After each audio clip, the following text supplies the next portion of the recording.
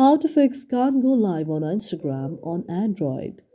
If any day you're thinking to go live on Instagram on an Android device and you do not know how to do that, just follow the following steps.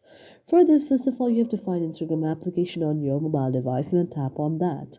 After that, you have to go to the eye option out there, and after you move to the eye option out there, you can see an interface like this.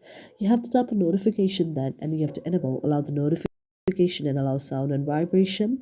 Now you have to go to the next option, that is permissions. After tapping on permission, you have to allow the permission to calendar, call logs, camera, contacts, location, microphone, nearby devices, notification, phone, and photos and videos. After that, you can go back and then go to the option set as default. After tapping on set as default, you have to enable open the supported links and then go back again.